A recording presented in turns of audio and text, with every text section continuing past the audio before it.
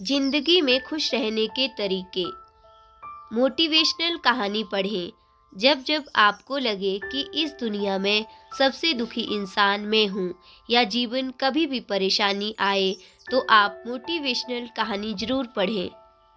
सच्ची मोटिवेशनल कहानी में बताया जाता है कि मनुष्य किस प्रकार अभावग्रस्त होकर भी अपना लक्ष्य प्राप्त कर लिया।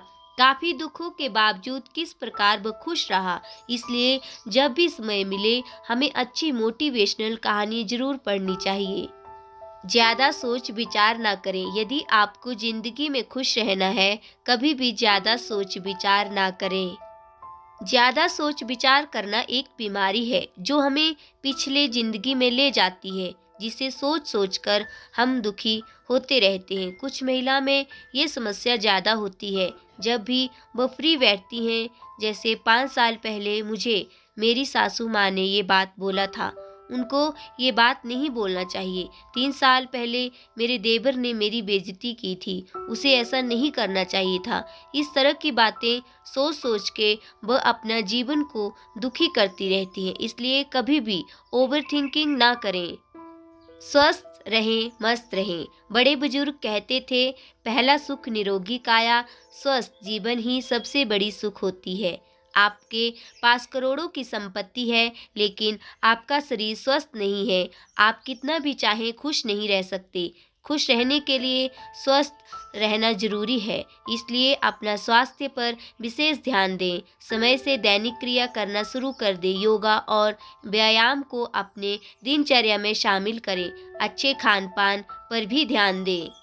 दूसरों से तुलना मत करें। दुखी रहने का एक कारण ये भी है कि हम दूसरों से अपनी तुलना करते रहते हैं। कभी भी दूसरों से तुलना न करें। अपने आप को किसी से कम मत समझो। जिस हाल में रहे उस हाल में खुश रहो। आपके पास जो है उसका सम्मान करें। कोई भी इंसान इस दुनिया में पूर्ण नहीं होता। सभी के पास कुछ न कुछ कमी जरूर होती है। इसलिए कभी भी अपनी तुलना दूसरों से ना करें। दूसरों से उम्मीद न रखें। उम्मीद किसी से न रखें। एक पुरानी भजन है, दाता एक राम भिखारी सारी दुनिया। देने वाला दाता केवल एक ही है, राम। पूरी दुनिया भिखारी है, और भिखारी से क्या उम्मीद आप कर सकते हैं। इसलिए आप हमेशा भगवान से उम्मीद करें। हमेशा अपने आप से उम्मीद रखनी चाहिए, क्योंकि उस ईश्वर की संतान है जिसने आपको दुनिया में भेजा है, जो आपके अंदर समाया हुआ है। अपने आप से उम्मीद रखना ही ईश्वर की सच्ची श्रद्धा है। व्यस्त रहें। ओवर थिंकिंग, दूसरों से तुलना, दूसरों की निंदा, ये सभी बुराई हम तभी कर सकते हैं जब हमने निठल्ला बैठे रहना है। जब आप अपने काम में व्यस्त रहेंगे तो आपके पास फुर्सत ही नहीं इस सब फालतू काम के लिए। इसलिए अपने काम में व्यस्त रहें।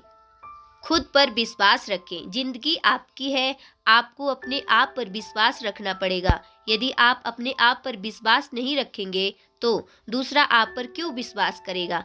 विश्वास में ऐसी ताकत है कि आपको बड़ी से बड़ी समस्या से बाहर निकाल सकता है। जहाँ विश्वास है, जहाँ आशा है, वही जिंदगी है। जहाँ अविश्वास है, जहाँ निराशा है, वहाँ मौत है।